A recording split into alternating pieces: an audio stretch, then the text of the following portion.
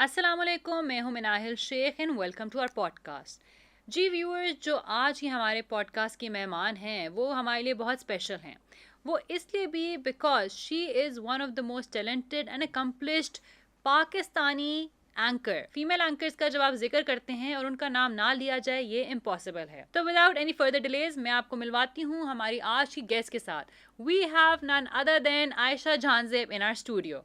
अस्सलाम वालेकुम Ayesha, thank you so much for taking out the time. अस्सलाम वालेकुम, I am fine, thank you so much for having me. और मुझे hot seat पे बैठ के बहुत मज़ा आता है। अच्छा आयशा, तो योर होस्ट योरसेल्फ, आपने काउंटलेस प्रोग्राम्स को होस्ट किया है और अमूमन आप इस सीट पे होती हैं जिस पे आज मैं हूँ और उस सीट पे आप नहीं होती जिस पे आप हैं। कहा यह जाता है कि जो एक ड्राइवर होता है जिसको अच्छी ड्राइविंग करनी आती है वो पैसेंजर सीट के ऊपर नहीं बैठ सकता। तो आज आपको पैसेंजर सीट पे बैठ के कैसा लग रहा है? देखिए, जो ड्राइवर होता है वो दूसरी साइड पे बैठ के ब्रेकें लगा रहा होता है। तो आप जहाँ अटकेंगी मैं ब्रेक लगा दूंगी, डोंट वरी। अच्छा, तो आयशा, आज जो मैं अपने व्यूअर्स के लिए स्क्रीन के ऊपर लाना चाहती हूँ वो ये सवाल है कि हु इज़ आयशा जहांजेब। मैंने आपके बहुत से इंटरव्यूज़ देखे भी हैं, मैंने आपके बारे में पढ़ा भी। काफ़ी इंटरेस्टिंग आपकी लाइफ स्टोरी रही है। तो आज हम बात करेंगे about who is Ayesha Jahanzeb. तो सबसे पहले आपके बारे में मैंने पढ़ा कि आपकी जो मदर थी उन्होंने एज अ सिंगल मदर आपको पाला।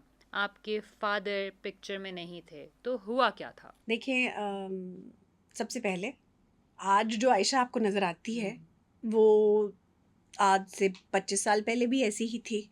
मैं आज भी अंदर से एक इंतहाई घबराया हुआ बच्चा, जिसको ऊंची आवाज़ से डर लगता है, जिसको डर लगता है कि कोई अभी कहीं से कोई ऐसी हरकत ना कर दे।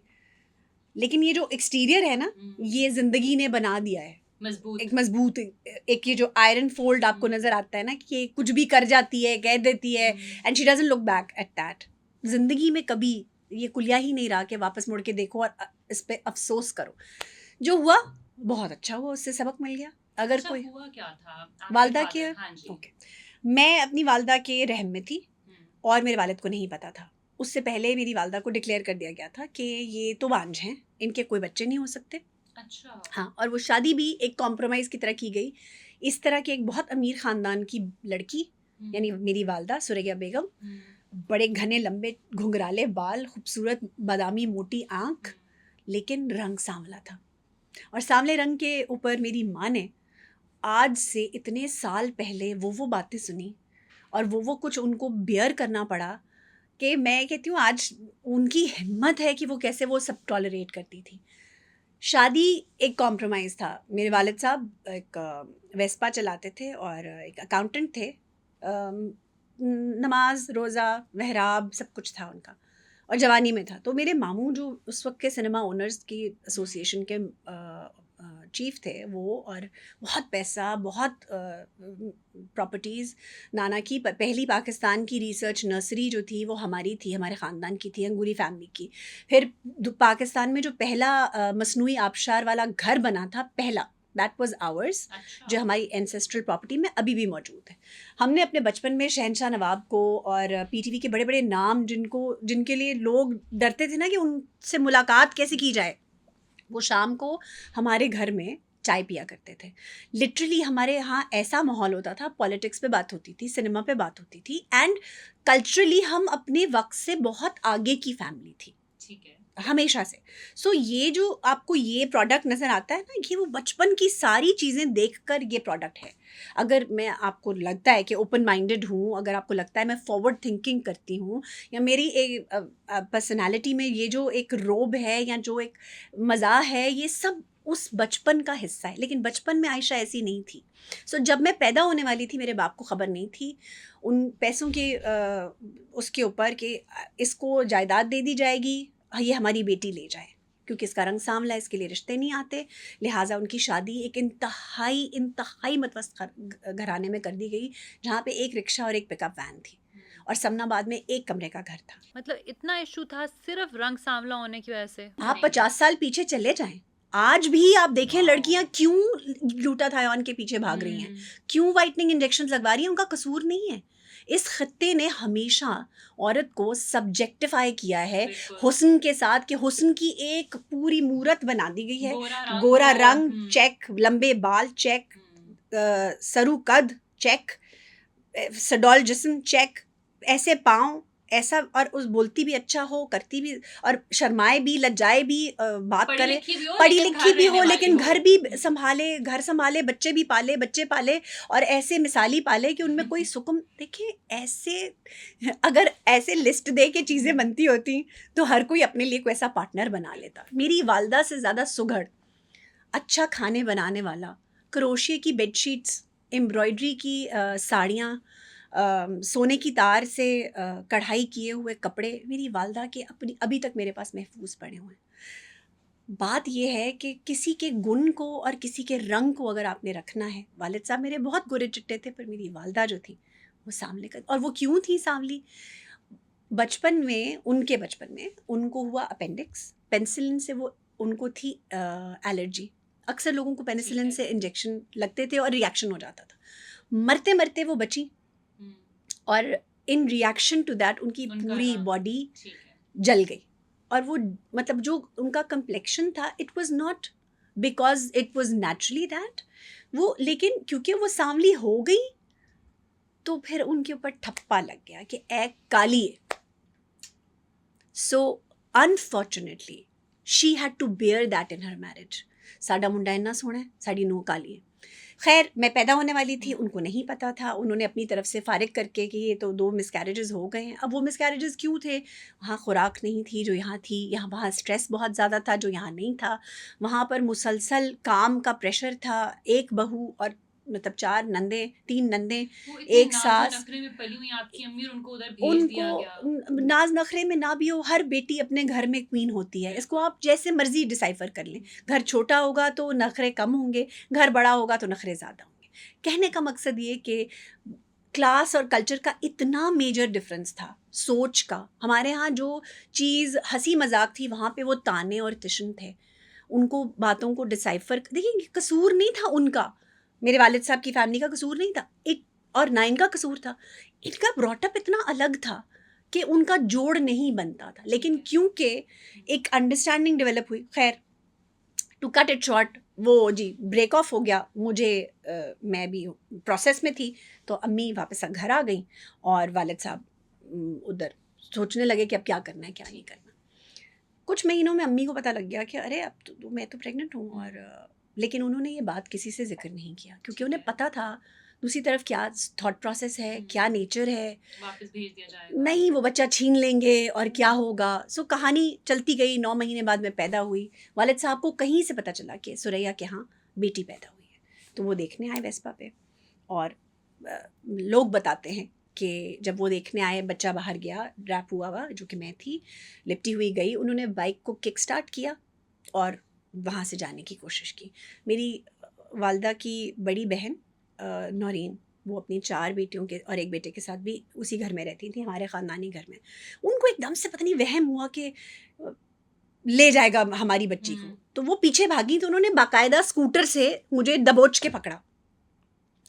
और मेरी जो, मतलब वो इस तरह की स्टोरी थी। और मैं जब पैदाइश के मराहिल में भी थी ना, तो हर महीने डॉक्टर कहता था कि ये बच्ची नहीं बचेगी किसी सूरत। और जब मैं पैदा हुई तो 22 जनवरी, रात तूफ़ानी, और वो एक ऐसा मौसम था कि जो कभी सोचा ना समझा। आपने कभी सर्दियों में तूफ़ानी बारिश देखी है? नहीं। तो सर्दियों की, जनवरी की एक बहुत ही तूफ़ानी रात में शाम 7 बजे ये बच्चा पैदा हुआ। यानी ना होने वाली चीज़, जो अनहोनी चीज़ें हैं ना, वो हुई जिस दिन मैं पैदा हुई। और मेरी ज़िंदगी की पूरी स्टोरी अगर आप सुने तो बॉलीवुड की कोई कहानी लगती है, mixture of a lot of story. आपके अब्बू आपको छीन के लेके जा रहे थे? वो लेके जा रहे थे, मतलब वो छीन, वो उनको अगर हम कहें कि वो अपनी तरफ से वो अपनी बच्ची को लेके जा रहे थे, लेकिन मेरी वालदा की तरफ से अगर सोचा जाए तो वो छीन कर लेकर जा रहे थे विदाउट कॉन्सेंट। खैर 2 साल गुजरे, मैं 2 साल की हो गई। 2 साल तक मैंने अपने वालिद को पिक्चर में नहीं देखा होता। शहजादी साहिबा को गाड़ी में डाला जाता था, उस वक्त की होंडा सिविक में, LH के 99 ग्रीन कलर की, और रात को नहर के ऊपर चांदनी रात में मिस आयशा चौधरी जो थी उनको सुलाया जाता था, क्योंकि उसको तो नींद नहीं आती थी ना एसी के बगैर, और लोड शेडिंग उस ज़माने में आम थी। लिहाजा इस प्रिंसेस को गाड़ी में डाल के सुलाते थे, और सुला के जब वो सो जाती थी तो उठा के बिस्तर पे डाल दिया जाता था। 2 साल बाद वालदा ने कहा कि अब मेरी बच्ची बड़ी हो रही है, सो मैं एक चांस इस रिश्ते को दोबारा देना चाहती हूँ। सिंस तलाक वगैरह नहीं अच्छा, हुई कुछ हुई भी थी, नहीं हुआ। सेपरेशन चल रही थी, तो उन्होंने खुद रुजू करने की कोशिश की। सबने मना किया कि is not going to change, मत करो, तुम फिर तकलीफ खाओगी। उससे पहले सारी ज़िंदगी अम्मी खुद कहती थी कि मैंने इस रिश्ते में नहीं जाना, तुम लोग कॉम्प्रोमाइज़ कर रहे हो और ये गलत होगा। इस दफ़ा वालदा ने कहा कि नहीं, ये बच्ची है, इसको इसके बाप की ज़रूरत है, she needs to be with a father and a family, etcetera etcetera. लो जी, लो एंड बेहोल्ड एक आदमी आता है हमारे ड्राइंग रूम में, बैठता है, पता चलता है ये वालिद है, इसके साथ जाना है। और मैं कह रही हूँ मैं क्यों जाऊंगी भाई, मेरे तो पापा है, मतलब मैं अपने मामू को पापा कहती थी अच्छा। और दूसरे मामू को चाचू कहती थी कि ये लोग जब हैं, मेरा ये कौन है बंदा। तो और वो पिकअप में हमें पिक करने आए, तो मैंने सोचा कि ये तो ड्राइवर है, ठीक है। ठीक है। ये कॉन्सेप्ट तो नहीं दिया गया हुआ था ना कि आपके वालिद कहीं हैं और वो बिल्कुल, जैसे अम्मी आप ने बता रहे हैं हमारी 2 साल की थी 2 सिर्फ। साल की थी, तो 2 साल के बच्चे को आप क्या बताओगे कि तुम्हारे ठीक बाबा है। कहीं हैं और ठीक वो है। क्यों नहीं आ रहे और वो कहाँ हैं। तो ये कहानी नहीं, स्टोरी नहीं दी गई थी, मुझे सिंगल ट्रैक रखा गया था। जब वो मिले तो मुझे था कि ये तो ड्राइवर है। अब वो बैठे, हम बैठे, ये बड़ा इंटरेस्टिंग किस्सा है और मुझे ये वो बातें हैं जो हल्फन कह सकती हूँ, वालदा ने कभी मुझे किस्से नहीं सुनाए।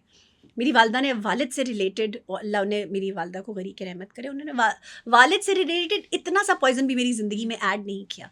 मुझे जो याद है वो 2 से 2.5 साल से 3 साढ़े 3 साल की उम्र तक का जो हिस्सा है, जिसमें मुझे वालिद साहब के का चेहरा नहीं याद, बट हाँ मुझे उनके जो रवैये थे वो याद है। ठीक है। सो हम बैठे हैं पिकअप में, बुलान में, नीले से रंग की है और गर्मी है और खिड़कियाँ खुली हैं और वो गियर लगाते हैं और गियर लगाते हुए उनका हाथ एक दफ़ा वालदा को टच करता है।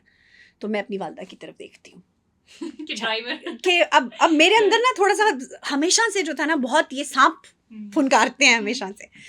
तो दूसरी दफ़ा होता है वो फिर गियर लगाते हैं और फिर गलती से हाथ वालदा को, अब अल्लाह जाने गलती से या जो भी वो अफेक्शन शो करने की कोशिश कर रहे थे, अल्लाह जानता है। मैं एज अ चाइल्ड उसे नहीं समझ पाई and I turn around and say अम्मा पीछे जाके बैठे, आपको शर्म नहीं आ रही, आपको ड्राइवर का हाथ लग रहा है।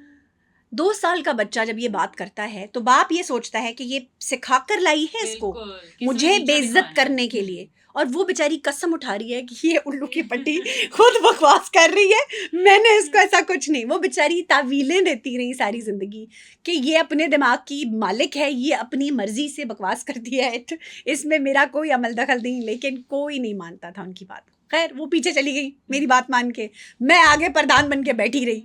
तो हर बात में मुझे होता था कि ये मेरे बाबा नहीं हैं, ये ड्राइवर हैं, और हमें, मुझे लगता था कि मुझे सज़ा के तौर पे यहाँ भेज दिया गया है, क्योंकि बहुत बड़ा, अब मेरा घर जो था, मेरी वालदा की यानी मेरी नानी का, जिसको मैं अपना घर कहती हूँ, मैं पली बड़ी वहीं, पैदा भी वहीं हुई। तो मेरा घर क्या था, 80 कनाल का एक शहर के बीचों बीच बागों का एक झुरमट था। एक तरफ लीची का बाग था, एक तरफ लुकाट का बाग था, बीच में नहर थी, एक कुआं था और कुएं में उतरने का रास्ता था, एक पुरानी बड़ी हवेली थी, उसके साथ एक ट्यूबवेल था, मतलब, और पीछे बाग ही बाग थे। एक सेब का बाग था, एक आम का था, एक अलीची, और ये लाहौर की बात हो रही है, एक अलीची का था और एक लुकाट का था। कितनी देर आप उधर रही अपने वालिद के घर में? 6 महीने।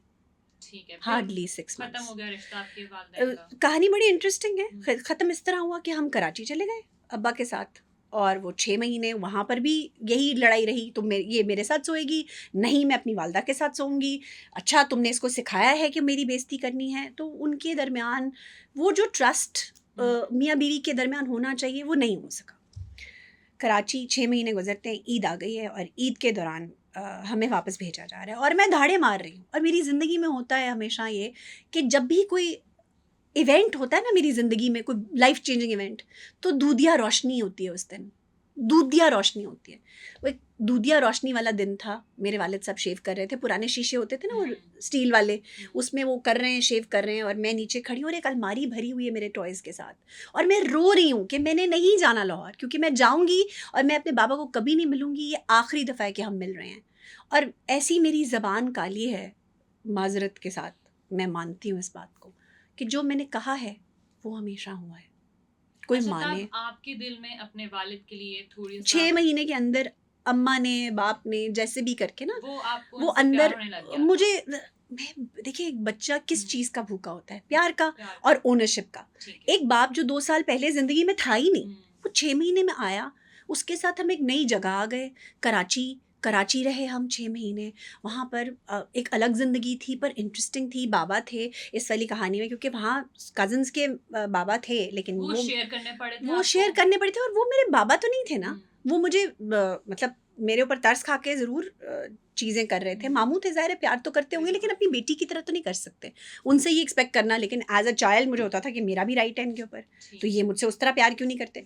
सो द थिंग इज़ कि एक बच्चा जिसको डिप्रीविएशन का ये लेवल था, जब उसे थोड़ा सा भी ओनरशिप मिली, वो उसके साथ अटैच हो गया। हम ट्रेन पे बैठे, हमें ट्रेन पे भेजा गया। वो ट्रेन का रास्ता मुझे आज भी याद है। अम्मा सो गई, खचाखच ट्रेन भरी हुई थी। ईद से पहले नॉर्मली ट्रेन्स जो थी वो बहुत भरी होती थी, और 24 घंटे का सफ़र था। मैं पूरा दिन पूरी रात नहीं सोई। मैं रोते रोते रोते रोते लाहौर पहुंची, और विद इन अ वीक हम नानी अम्मा के घर गए। और मुझे याद है अम्मा रिक्शे में बैठी हुई थी। अब अगेन इतने बड़े ख़ानदान के हम रिक्शे में बैठे हुए थे, और अम्मा ने मुझे कहा कि बेटा अब हम वापस नहीं जाएंगे। एंड वो 2.5-3 साल की मोमी या आयशा जहांजेब, वो ये हिम्मत करके भी नहीं पूछ सकी कि अब क्यों नहीं जाएंगे हम। लेकिन उसका जो दिल में खौफ था कि जो मैंने कहा था वो सच हो गया। अब हम बाबा से कभी नहीं मिलेंगे। फिर केसेस चले, फिर होता था वकील के घर जा रहे हैं, बाबा का वेट कर रहे हैं, त्याशा रोक के जाना, आज मुलाकात होगी। कभी नहीं आए। अल्लाह जाने किसने नहीं बुलाया, पता नहीं, आई डोंट नो। देखें उस टाइम पे किसकी गलती थी, बाप को नहीं बताया या माँ को नहीं पता चला, भाइयों ने कुछ कर दिया, आई डोंट नो। ये कॉन्स्पिरसीज हैं। वो कभी मुलाकात नहीं अपने वालिद से? नहीं हुई। अच्छा। हुई, लेकिन बहुत बाद में। उसके बाद शादी आई मेरी, मर्ज़ी की शादी थी, लव मैरिज थी जहांजेब के साथ। बचपन की मोहब्बत, love at we grew up to love each other.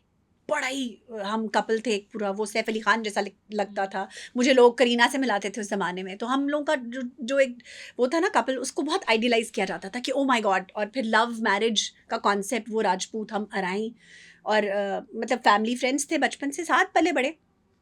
लेकिन फिर शादी का क्या हाल हुआ बाद में, उसमें क्या क्या हुआ, वो मैं बेशतर दफ़ा बयान कर चुकी हूँ।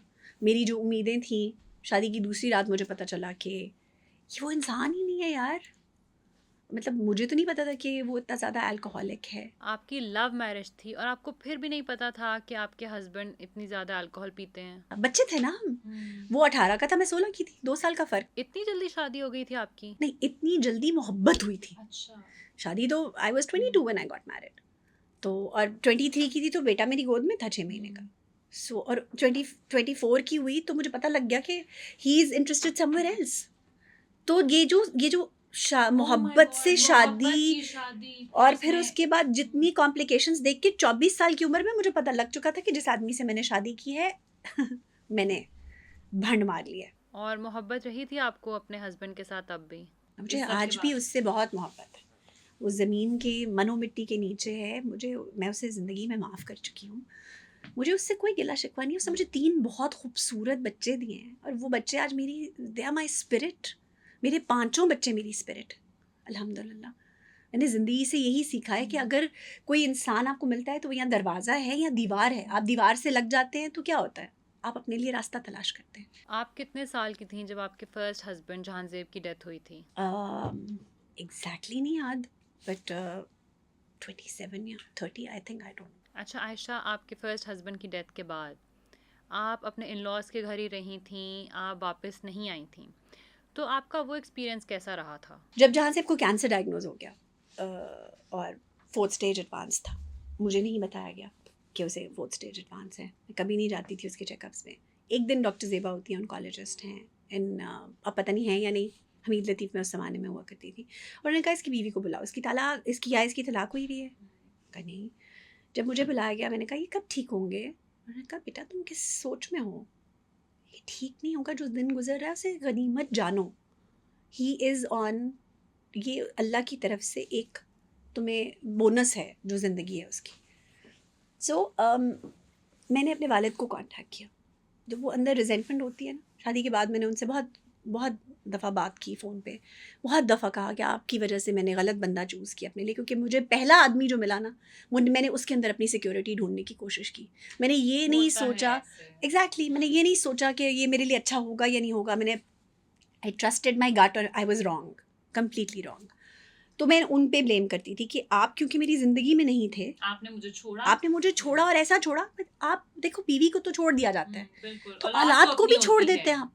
और ये हमारे मर्दों का एक इतना बड़ा डायलेमा है कि जब औरत से मोहब्बत नहीं रहती ना, तो उसकी औलाद को भी आप डस्टबिन में फेंक देते हैं। वैसे आयशा, हैरत की बात नहीं है क्योंकि औलाद तो अपनी होती है। ये चीज़ पता नहीं हमारे कल्चर में कहाँ से सरायत कर गई है, और औरत की औलाद हो जाती है, वो औरत की औलाद हो जाती है और उसका गंदा खून बन जाता है कि ये गंदा खून है और ये उसका है। लिहाजा खैर आगे चलते हैं। तो जब जहाँसेब की डेथ से 1-2 महीने पहले मैंने अपने वालिद को फ़ोन किया। मैंने कहा, जहाँसेब आपसे मिलना चाहता है, आप एक दफ़ा उससे मिल लें। तो मेरे वालिद साहब ने कहा, एंड आई कोट, कि देखो सारी ज़िंदगी तुमने मुझे कभी ओन नहीं किया, तो अब तुम एक खाना रखो अपने ससुराल में, तुम्हारे ससुराल को पता चले कि मैं तुम्हारा बाप हूँ। आपके वहाँ आप पे हस्बैंड उस तरफ कीमोथेरेपी चल रही है और वालिद साहब ये फरमा रहे हैं कि तुमने मुझे कभी ओन नहीं किया, लिहाजा अब तुम मुझे ओन करो अपने इन लॉज में, और उन्हें बताओ कि तुम्हारे 7-8 और बहन भाई हैं और मैं तुम्हारा वालिद हूँ और तुम्हारी अम्मी हैं, और जो है इन सबको तुम ओन करो, खाना हो, खाने के ऊपर मैं जहाँसेब से मिल लूँगा। कहा, बात यह है कि इस वक्त वो उसकी जान के लाले पड़े हुए हैं। मैं इस वक्त ससुराल में ये नहीं कह सकती कि मेरे बाप को ओन किया जाए, उनका खाना रखा जाए, हम फूड़ी पे बैठे हुए हैं, he is about to die. आप ये ज़िंदगी में रोएंगे इस दिन को, आप जहाँसेब की शक्ल नहीं देख सकेंगे। वो आपसे मिलना चाहता है, एक मरते हुए आदमी की ख्वाहिश समझ के इसे पूरा कर लें। वैसे आपके हस्बैंड आपके अब्बू से क्यों मिलना चाहते थे? वो शायद उनको लगता था कि वो मुझे एज ए जिम्मेदारी मेरे फादर पे सौंपते हैं। ठीक है। सो कहने का मतलब ये कि वालिद साहब ने कर दिया इनकार बड़े पोलाइटली। मैं इसको इनकार ही समझती हूँ। तो मैंने उनसे कहा कि अब आप सारी ज़िंदगी इस चीज़ को तरसेंगे क्योंकि आप उसकी शक्ल नहीं देख सकेंगे। और फिर मेरी वही काली ज़बान, हाँ जहाँसेब की डेथ होती है, हम उसे लाते हैं हॉस्पिटल से, नहलाते हैं। बच्चे मेरी इन लॉज के कहने के मतलब मना करने के बावजूद मैं बच्चों को उन एक फ़ाइनल गुड बाय करवाती हूँ। बच्चे मेरे बहुत छोटे थे, 6 साल का बेटा, 4 साल की बेटी और 2 साल की बेटी। बच्चे बहुत छोटे थे। मुझे था कि कल को ये बच्चे जब मुझसे पूछेंगे कि हमारा बाप कहाँ गया, तो मैं क्या जवाब दूंगी कि किधर गया। मैं लाख तावीलें दे दूं कि वो चला गया अल्लाह के पास। उन्होंने जब डेड बॉडी नहीं देखी होगी तो उन्हें सब्र नहीं आएगा। और उस ख़ानदान में एक ऐसा प्रेसिडेंट था, उन्होंने जहाँसेब के मामू को कैंसर हुआ बहुत यंग एज में, उनकी 2 बेटियां थी। उन्होंने बच्चियों को बाप की शक्ल नहीं दिखाई, और जब बच्चियों को बाप की शक्ल नहीं दिखाई, उनसे झूठ बोला गया कि तुम्हारा बाप दुबई चला गया है। जब छोटे होते हैं हम बच्चे तो उनके दिमागों में सवाल नहीं होते, लेकिन जब बच्चे बड़े हो जाते हैं तो उनके जहन में ये सवाल उभरते हैं कि हमारे बाप ने हमें छोड़कर दुबई चला गया और कभी पीछे मुड़ के नहीं देखा। फिर वो फेक कॉल्स कराते थे किसी से कि अच्छा ये देखो तुम्हारे बाबा की कॉल। तो वो चीज़ें, वो बच्चों में महरूमी देख देख के ना आंखों में सख्ताई, पथराई हुई आंखें। और अपना बचपन भी मुझे याद था कि मैंने अपने बाप के इंतज़ार में वकीलों के घरों में बैठकर कई घंटे गुजारे थे। तो वो जो आस होती है और दरवाज़ा नहीं खुलता और कोई नहीं आता,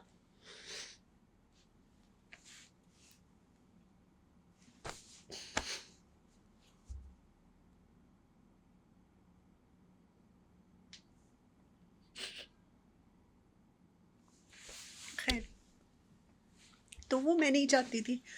खैर वो हो गया। हाँ, मैं नहीं चाहती थी कि ये बच्चे उस तरह से बड़े हों, उस महरूमी के साथ। इस महरूमी के साथ तो जी सकते हैं कि अल्लाह ने हमारे बाबा को सितारा बना दिया, लेकिन इस महरूमी के साथ नहीं जिया जाता कि एक बाप चला गया और पीछे मुड़ के नहीं देखा, उसने और नहीं किया। जहाँसेब की डेड बॉडी चली जाती है और 2 घंटे बाद एक इंतहाई मुर्दा हालत में मुझे उठाया जाता है कि आपसे मिलने कोई आया है ड्राइंग रूम में, और कंधों पे उठाई हुई आयशा जहाँसेब को एक आदमी के गले से लगा दिया जाता है कि ये तुम्हारा बाप। For the first time in my life. खैर सो आई मेट हिम देन। और गिले शिकवे अपनी जगह, जब मैंने बहुत सारी रॉन्ग डूइंग्स के लिए माफ़ी मांगी जहाँसेब से और बहुत सारी रॉन्ग डूइंग्स के लिए उसको माफ़ कर दिया कि एज एन इंसान जब हम जिंदा होते हैं ना तो हम कोशिश करते हैं अपना आप जताने की और अपनी चीज़ को राइट कहने की, लेकिन दूसरे की शायद उस तरह से नहीं सुन रहे होते, उसकी नहीं समझ रहे होते। या शायद दूसरा आपको समझा नहीं पा रहा होता। तो वो सब कहना सुनना जो था वो डेड बॉडी के साथ जब हो गया, उससे पहले भी हो गया हुआ था, लेकिन बहुत सारी चीज़ों के लिए मुझे उसे माफ़ करना था, बहुत सारी चीज़ों के लिए उसे लेट गो करना था कि उसको आगे दूसरे मामलात भी देखने हैं। अब तो वो मैंने अपने लिए भी किया और उसके लिए भी किया। फिर उसके बिहाफ पे मैंने बहुत सारे लोगों से माफ़ियाँ भी मांगी कि ज़ाहिर है वो तो उस तरह से नहीं मांग सका, उसको वक्त नहीं दिया ज़िंदगी में। 33 साल का या 30 साल के आदमी के लिए मौत जब एकदम से आ जाती है तो बहुत सारी चीज़ें, वो अल्लाह से माफ़ी मांग रहा था, लोगों से क्या मांगनी थी उसने, और फिर इंसान जब इस तरह से होता है ना तो उस तरह सोच भी नहीं पाता। तो खैर एनीवेज बहुत सारे लोगों से माफ़िया मांगनी थी, तो मैंने अपने वालिद को ये सोच के पिछली पूरी ज़िंदगी के लिए माफ़ कर दिया कि यार अगर मैं एक इंसान के जाने के बाद उसको माफ़ कर रही हूँ तो मैं ये जो ज़िंदा है इसको माफ़ कर सकती हूँ। मैंने इतने अपने अपने हाथों से गवाए हैं, मैं आपको बता नहीं सकती। मैंने मेरी मतलब जब बहुत छोटी थी ना, 15-16 साल की, तो इवन 13 की, पहले मेरी एक खाला की कैंसर से डेथ हुई। फिर मेरी बहुत फेवरेट खाला जिनके साथ, जिनको मैं अपनी मतलब माँ का दर्जा देती थी, उनकी कैंसर से डेथ हुई। उसके बाद मेरे मामू का मर्डर मेरी आंखों के सामने हुआ। मेरे दूसरे मामू जो काफ़ी अरसा तक जिंदा रहे, उनको गोलियां हमारे सामने, मेरी आंखों के सामने मारी गई। डकैती मैंने अपनी आंखों से होते हुए देखी हुई है, मतलब एज ए चाइल्ड, 14-15 साल के बच्चे की। और फिर मैंने अपनी माँ को देखा हुआ है कि वो कैसे शनाख्त परेडों में जाती थी, और अकेली औरत, वो एक अकेली, और उनके पीछे में हम कैसे उन गुंडों को हम देखते थे कि वो कैसे लोग लश्करे XYZ का हिस्सा बन गए फ़ौरन कातिल, और वो उनको जहाद पे भेज दिया गया। मतलब ये सब कहानी नहीं है, ये सब सच है जो मेरी ज़िंदगी में हुआ है, and I have seen this in my life. मैंने, मेरे मामू की डेड बॉडी मेरे हाथ में थी जब उन्होंने अपना आखिरी सांस लिया, यहाँ चाकू लगे हुए थे, खून रिस रहा था। ये मैंने अब एज अ चाइल्ड, 14-15 साल की कोई उम्र नहीं होती, आप उसमें ये सब नहीं देख सकते, बट आपने ये सब मैंने ये सब देखा है। मैंने अपनी नानी के साथ, वो कोमा में चली गई अपने दोनों बेटों की, उसके बाद एक, उनको लगा कि मेरा बेटा दूसरा भी फौत हो गया। मेंटली वो इस जगह पे चली गई हुई थी कि उनको लगा कि ये कभी वापस नहीं आएगा। जिसको गोलियां लगी वो सर्वाइव कर गए। उनको 3 गोलियां लगी थी, एक यहाँ से लगी पूरे दिल के शरेआन के साथ साथ गुजरती हुई, यहाँ से आगे से पेट फाड़ के निकल गई। तो पेट की जो मैश होती है ना वो फट गई, डैमेज हो गई। सो उनका सारा पेट जो था वो आगे एक लटके हुए सैक की तरह था। उसके बाद सारी ज़िंदगी तो ऑपरेशन होते रहे और वो चलता रहा सिलसिला उनका। पर नानी के हिसाब से वो फौत हो गए थे, वो पास्ट में चली गई। नानी की डेथ हो गई, उनके साथ कोमा में मैं तकरीबन 1 महीना हॉस्पिटल में रही, दिन रात, क्योंकि मामू को अम्मी संभालती थी और नानी को मैं संभालती थी एज अ चाइल्ड। तो जो आप सोच सकते हैं ना ज़िंदगी में कि पॉसिबल ट्रॉमा है, वो मैंने देखा है। उसके बाद मैंने सोचा कि अच्छा वालिद को तो माफ़ कर ही देना चाहिए मेरे ख्याल में, तो मैंने कर दिया।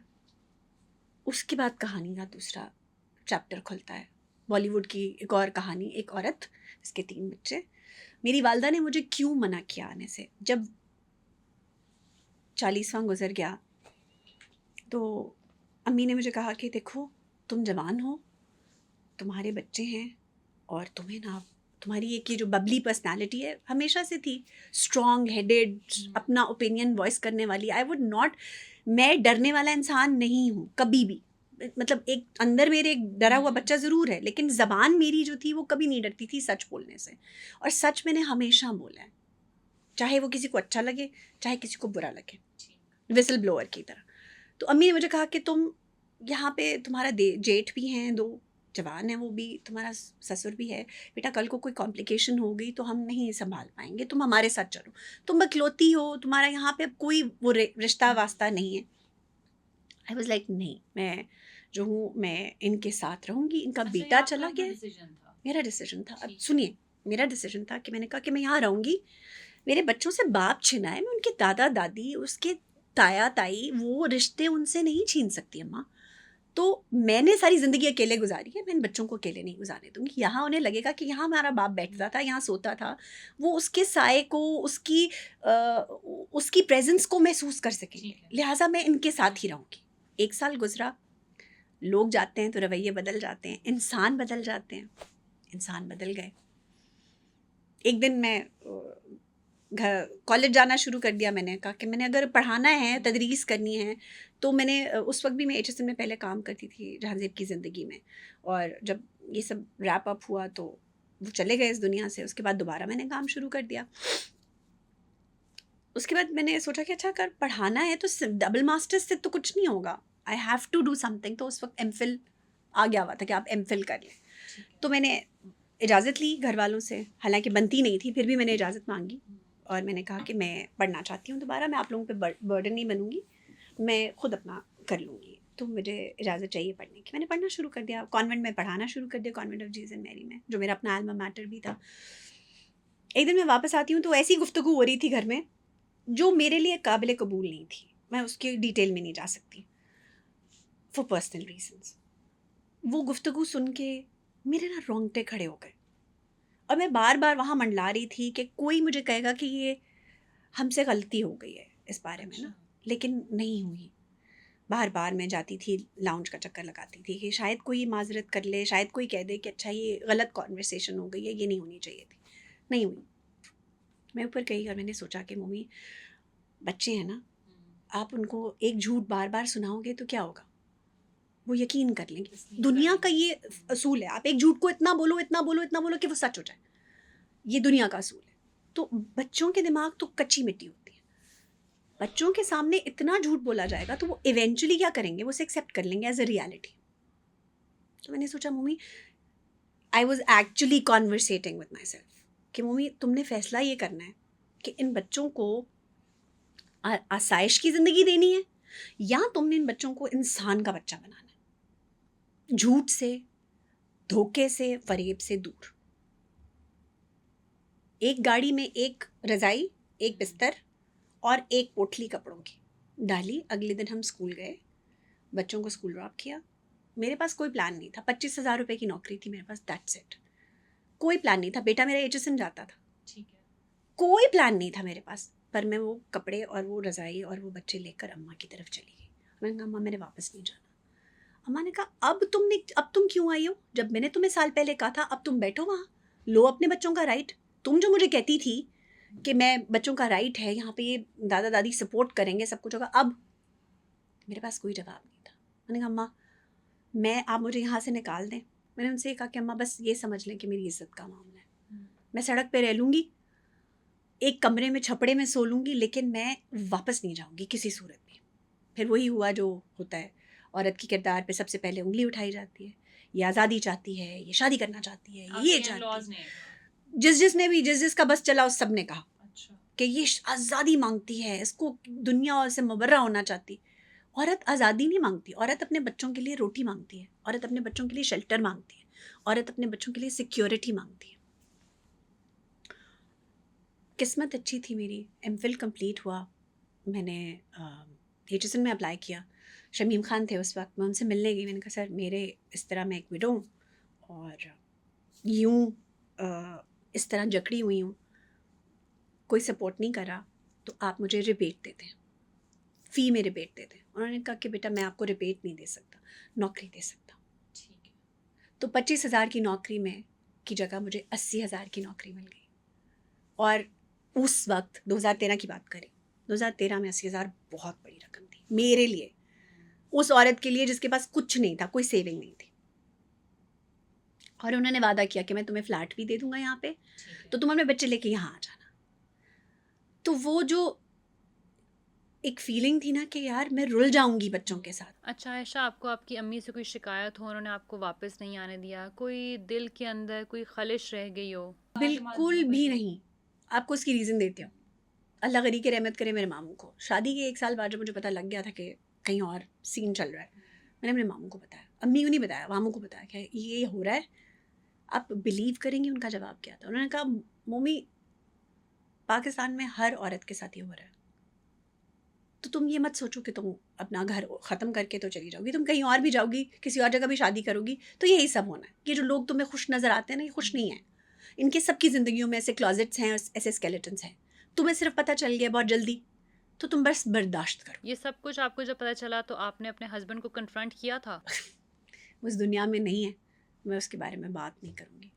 मैंने बहुत कुछ किया, मैंने बहुत रोना धोना मचाया, बहुत कन्फ्रंट किया, बड़ी मिन्नतें की, ये तक कहा कि अच्छा यार अगर कुछ करना ही है तो तुम शादी कर लो, दूसरी हलाल कर लो, इस तरह मत करो, मैं भी तुम्हारे साथ गुनाहगार हो रही हूँ, मैं तुम्हारे साथ ही रहूँगी, हमारा उस वक्त एक ही बेटा था, कोई बात नहीं, हम इससे एक बेटे के साथ ज़िंदगी गुजार ली। बट नहीं हो सका वो, ही थॉट कि शायद मैं उसको मलाइन कर रही हूँ।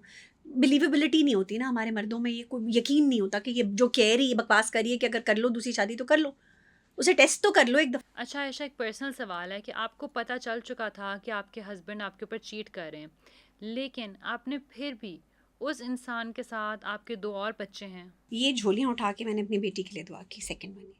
लोग कहते थे कि अच्छा ये सब इसलिए करता है कि उसकी बेटी नहीं है, तो तुम बेटी की दुआ करो। तो आपने सोचा था कि अगर बेटी हो जाएगी तो वो शख्स चेंज हो जाएगा। और मुझे था कि बेटी को देख के तो मर्द का दिल पिघल जाता है कि वो जुल्म नहीं करेगा किसी और के साथ, कि वो ये सोचेगा कि कल को इसके सामने ना आ जाए, खुदा ना खास्ता। मैं तो दुआ देती हूँ कि अल्लाह में किसी की बेटी के साथ भी कोई बुरा सलूक ना हो, लेकिन औलाद और पैदा करने का मकसद सिर्फ ये था कि जो अगर वो रास्ता भटक गया है तो शायद बेटी की वजह से, और मैंने दुआएं झोलियाँ उठा उठा के नमाजों में बेटी मांगी कि मुझे बेटी दे दे मेरे रब, बस उसको बहुत मोहब्बत थी बेटी के साथ। बट चेंज आते आते बहुत देर हो गई हुई थी, अल्लाह मैंने उनका वक्त पूरा कर दिया था। स्ट्रगल का नया चैप्टर शुरू हो गया, इल्ज़ामात, ये देखो इसको नौकरी मिली है HSN में, ये जिम खाना बैठती है रोज़ शाम को, ये रोज़ शाम को मशरूब मशरिक पीती है, सॉरी मशरूब मगरिब पीती है लोगों के साथ, कॉन्टैक्ट्स के थ्रू इसने ये नौकरी ली है, क्योंकि औरत मेरिट पे कोई काम कर नहीं सकती ना इस मुल्क में, उसे तो कोई और ही रास्ता इख्तियार करना पड़ता है। ये एक ब्लेम है औरत के ऊपर कि क्योंकि अगर उसको मिल गई है नौकरी, मेरिट पे मिल गई है, और वो बोल रही है कि उसे मेरिट पे मिली है, तो उसे मेरिट पे नहीं मिली, उसने कोई और रास्ता इख्तियार किया। किसी भी सक्सेसफुल औरत को, डायना की एक इतनी खूबसूरत बात है कि सक्सेसफुल औरत जो नज़र आ रही है ना, वो सिर्फ सक्सेस नहीं है, उसके पीछे जो कहानी है वो भयानक है। अच्छा, आपकी पूरी स्टोरी सुनने के बाद मैं आपसे ये पूछना चाहती हूँ कि आप में दूसरी शादी की हिम्मत कैसे हुई? आपके वालिद ने आपको छोड़ दिया, आपके जो हस्बैंड थे उन्होंने आपके ऊपर चीट किया, कैसे आप में इतनी हिम्मत आई कि एक मर्तबा फिर से एक और मर्द को टेस्ट किया जाए? बिल्कुल नहीं थी, बिल्कुल नहीं थी। एक तो अम्मी मेरा बहुत, जैसे जैसे वक्त गुजरता गया और मैं एज में आगे चलती गई और मेरे अपने बच्चे बड़े होते गए, तो मुझे अम्मी की तरफ ना और ज़्यादा इज्जत, मैं इकलौती थी और मेरी खातिर उन्होंने शादी नहीं की ज़िंदगी में, शी डिडंट गेट मैरिड। और मुझे याद है मैं 3-4 साल की होती थी, अम्मी को कहती थी अम्मा तैयार हुआ करें, लिपस्टिक लगाया करें, मुझे स्कूल लेने आया करें, खुद ड्राइव किया करें। और अम्मी कहती थी तुम्हें कौन सिखाता है ये बातें। अब उनको नहीं पता था कि अच्छा ये मैं आज से नहीं हूँ ऐसी, ये खमीर ही कुछ ऐसा है। अनफॉर्चुनेटली मैं हूँ बचपन से ही ऐसी। विमेन एम्पावरमेंट तब लफ्ज़ भी नहीं पता था मुझे, लेकिन मैं अपनी वालदा को कहती थी कि अम्मा लिपस्टिक लगाया करें, ये रोने धोने वाली शक्ल लेके दुनिया को ना दिखाया करें कि आप दुखी हैं, दुनिया को कोई फ़र्क नहीं पड़ता। ये मेरे अल्फाज हैं मेरी वालदा को, एंड शी यूज्ड टू से तुम्हें ये बातें कौन सिखाता है। और मैं किसी से बात नहीं करती थी बचपन में, घर में और बाहर, आई वॉज म्यूट। मेरा ये जो कॉम्प्लेक्स था ना कि मेरे बाप ने मुझे छोड़ दिया और मेरा कोई नहीं है, मेरा कोई भाई नहीं है जो मुझे प्रोटेक्ट करेगा, या मेरा कोई। और कॉलेज में आप यकीन करें कि कनेड में मेरा एडमिशन हुआ, हम लोग अवार्ड देते हैं कनेड में ना, गोल्ड मेडल देते हैं, आज भी देते हैं, मेरी फैमिली देती है अंगूरी। मैं पिछले कुछ 10 साल से उस लेगेसी को चला रही हूँ।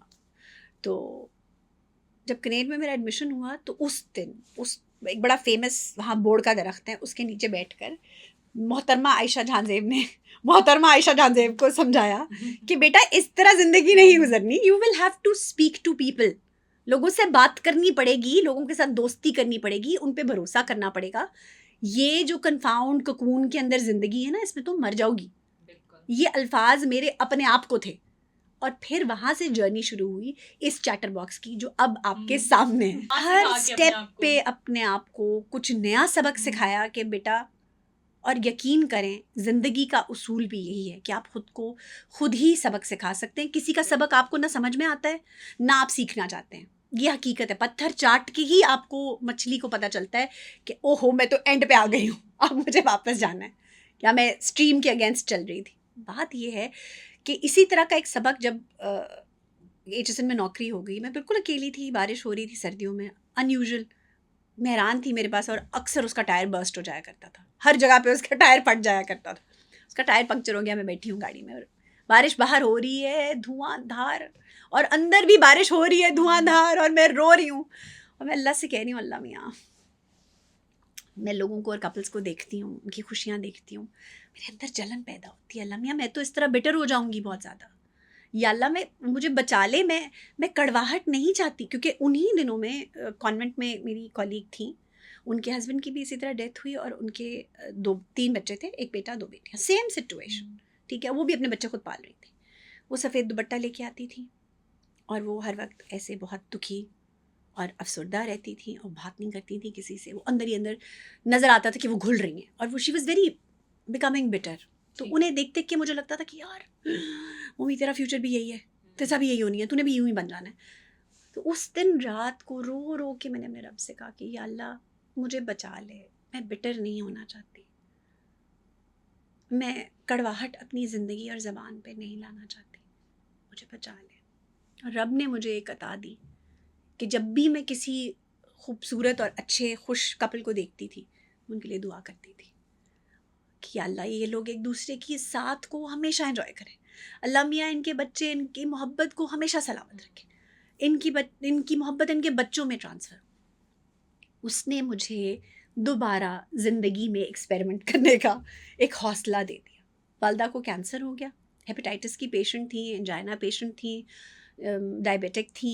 उसके बाद उन्हें कैंसर हो गया और कैंसर ने उनको सर से लेकर पाँव तक अपनी जकड़ में ले लिया। उससे पहले मैं अपने हस्बैंड से मिल चुकी थी, हारिस से। बड़ी खूबसूरत मुलाकात थी, जहाँ ज़ेब की मुँह बोली बहन और हारिस की मुँह बोली बहन एक थी। और मैंने जब बताया ना कि दादा दादी का हाथ सर से उठा तो बच्चे बहुत डिप्रेस हो गए। हमें बड़े घर से आना पड़ा और एक छोटे घर में फ्लैट में रहना पड़ा, तो उस बच्चे मेंटली बहुत डिस्टर्ब हो गए।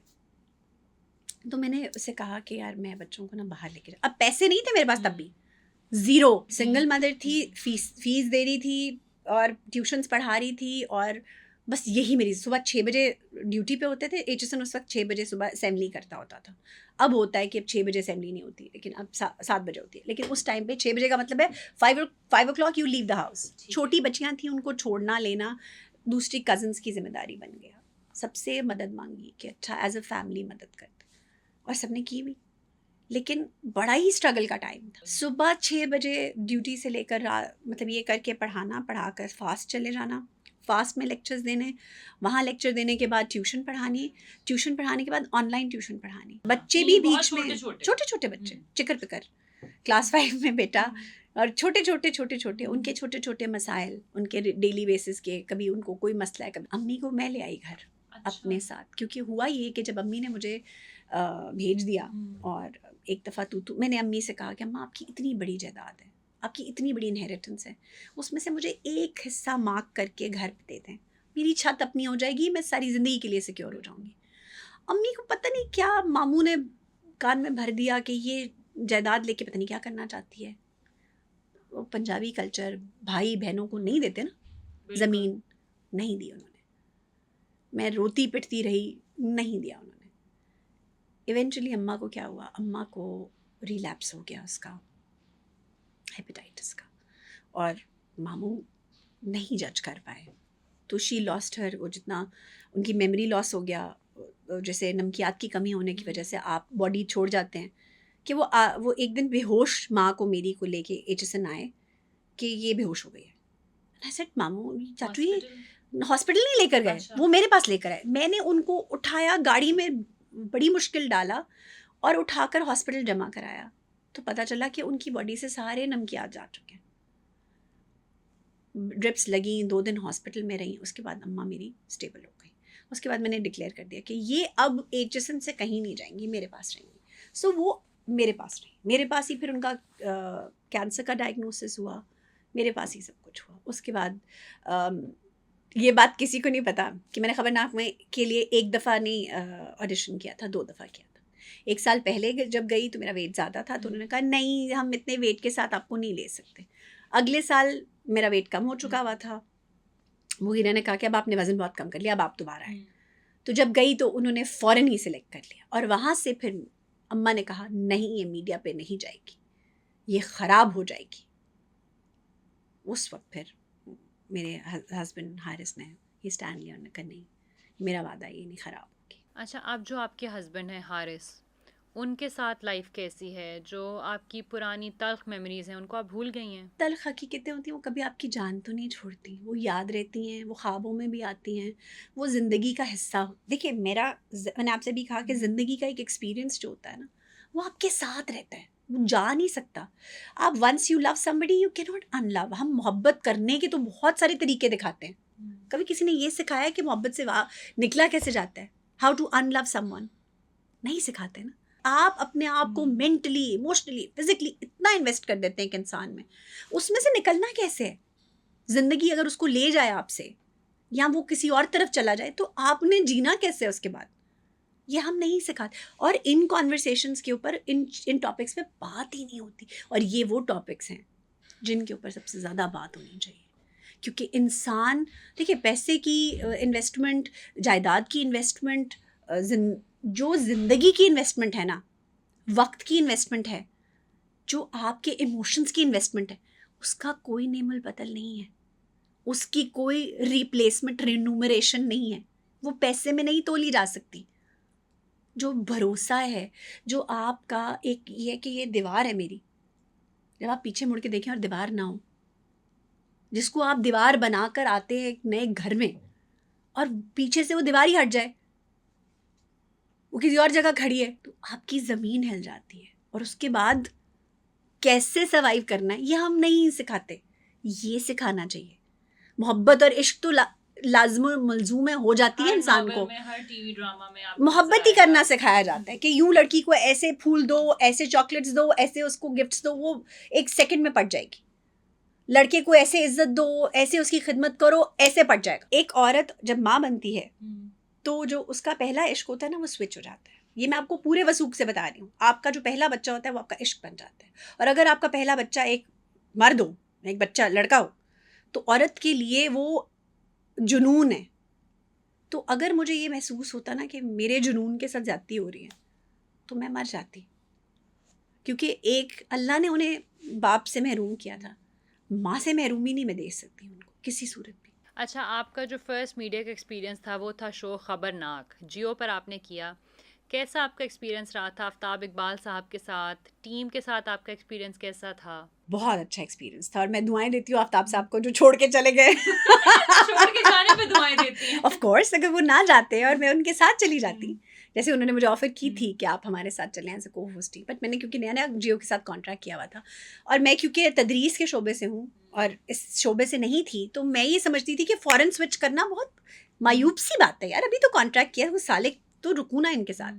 तो मेरा ये ख्याल था कि चलो जो भी होगा हम देखेंगे, अब इधर रह के देखते हैं, नई जगह स्विच नहीं करते के साथ कभी कोई अनबन नहीं नहीं कभी। ही वाज, क्योंकि इंडस्ट्री में थोड़ी सी बात है कि रूड हो जाते हैं टीम देखें के साथ। एक तो ये कि मेरे साथ ऐसा पर्सनल कोई एक्सपीरियंस नहीं है, कोई एक लम्हा, एक जुमला भी ऐसा नहीं है जो उन्होंने मेरी प्रेजेंस में कुछ ऐसा कहा हो जिसमें मुझे खौफ महसूस हो। क्योंकि मैंने आपको बताया कि अंदर से मुझे ऊंची आवाज़ से, मर्द के चीखने से और ऊंची आवाज़ से डर लगता है। मैं बचपन में छुप जाया करती थी अलमारियों में, टेबल्स के नीचे, जब कभी कोई लड़ाई होती थी ना।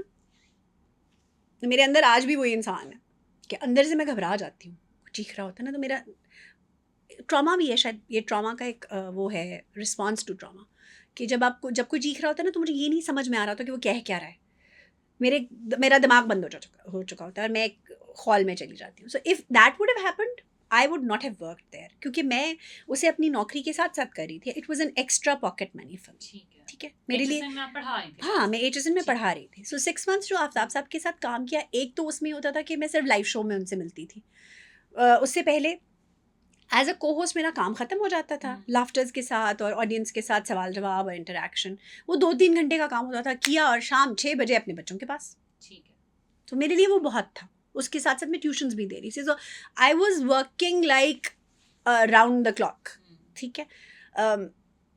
जब वो चले गए और नईम बुखारी साहब आ गए, तो मुझे लगा कि अरे वाह, ये तो इंटरेस्टिंग है बहुत। लेकिन उसमें क्या हुआ कि नईम बुखारी साहब के पास वक्त कम होता था फॉर बेशतर रीजंस। अगेन बहुत सारी ऐसी रीजंस हैं जो मैं बोल नहीं सकती, क्योंकि मतलब मैं बोलूँगी तो फिर obviously it will create a lot of controversy. तो वो फॉर रीजंस शाम 7 बजे के बाद काम नहीं करते थे।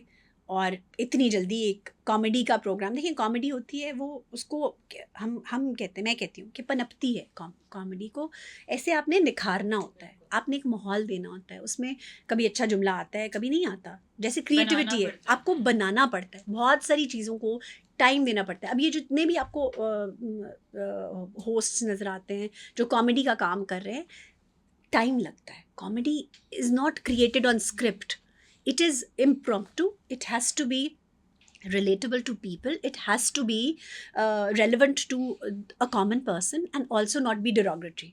ये नहीं हो सकता कि आप अंडर द बेल्ट एक जोक करें और फिर उसको कवर करने के लिए कोई इंटेलेक्चुअल बात करें, ऐसे नहीं होता। कोई ऐसे जोक्स आए आपकी हाँ, टीम की तरफ से? बहुत बर्दाश्त कर लेती थी? Oh don't ask. शुरू में तो मैं उस्ताद थी और अगले दिन सुबह बच्चों से फीडबैक में, आपको मैडम आपको जाला खाने वाली मकड़ी का है उन्होंने।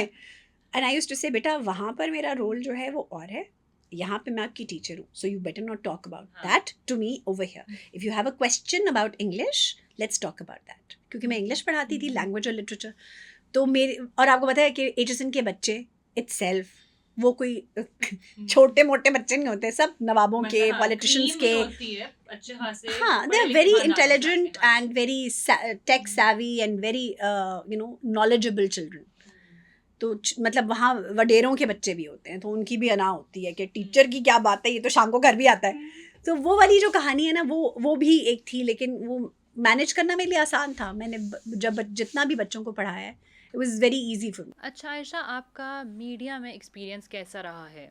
एज अ वुमेन आपको पता है कि मीडिया की जो फील्ड है वो अच्छी खासी सख्त है हमारे लिए, क्योंकि एक्सप्लॉइट भी किया जाता है, ठीक है, कहीं पहुंचने के लिए हमें बहुत सी बातें भी सुननी पड़ती हैं।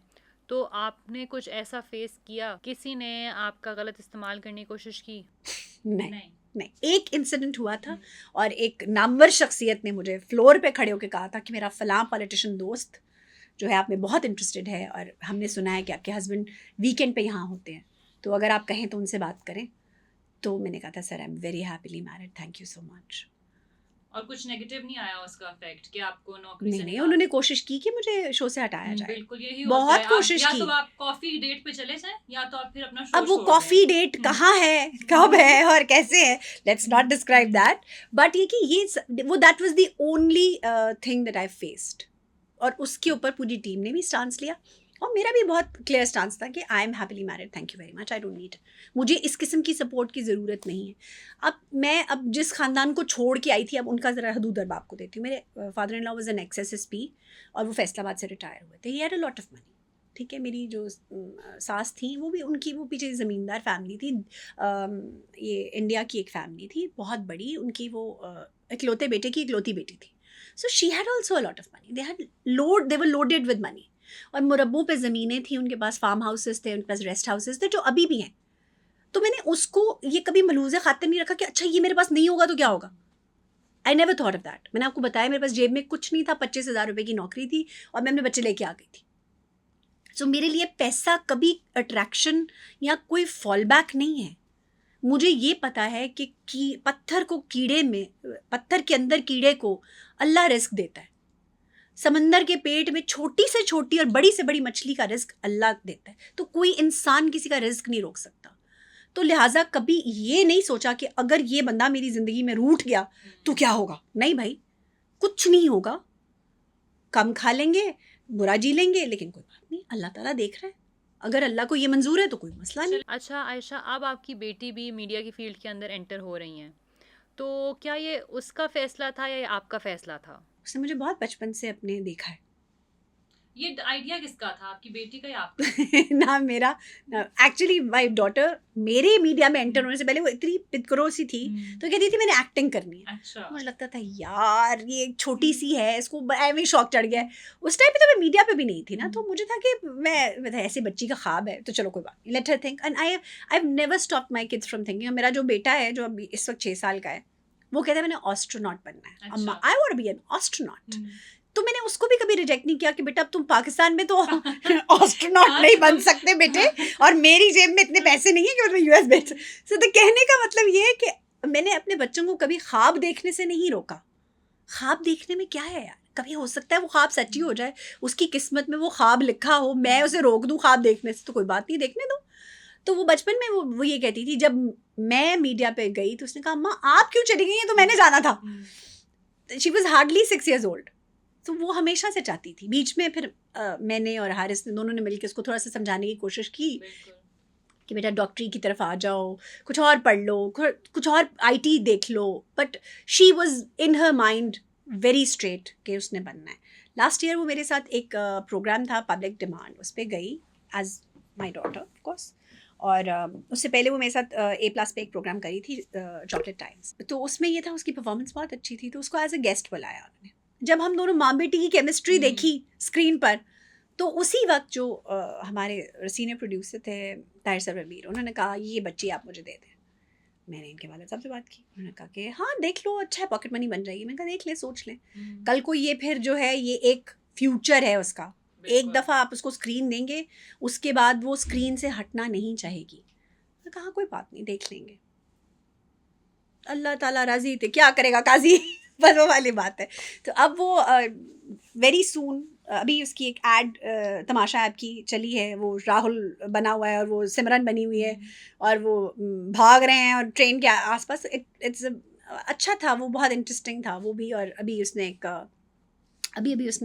एक प्रोजेक्ट साइन किया है एक बड़ी कंपनी के साथ कराची में, तो soon she is going to be appearing on that. क्योंकि आपको मीडिया की हकीकतें पता हैं, तो आपने अपनी बेटी को नहीं मना किया कि नहीं ये इस फील्ड में मत जाओ, ये अच्छी नहीं है बच्चियों के लिए? अच्छा, उसका ये है कि Zuha is very spiritually connected. घर में जब कभी कभी मैं भी नमाज ना पढ़ूँ, वो पढ़ी होती है। शी इज़ 16, और उसको ये जो है ना, ये स्पिरिचुअलिटी अपनी नानी की तरफ से मिली है। उसकी नानी जो थी ना, वो बहुत बचपन से बहुत स्पिरिचुअल थी। तो उनके बारे में कहा जाता था कि इसको जो ख्वाब आते हैं वो सच होते हैं। तो अब जो जुहा ख्वाब देखती है, वो हमें पता होता है कि ये हो जाने हैं।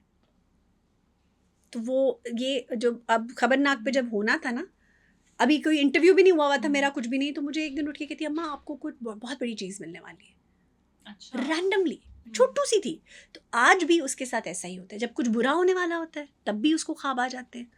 और ये हकीकत है, लोग नहीं मानते, लोग ख्वाबों की हकीकतों पे नहीं जाते।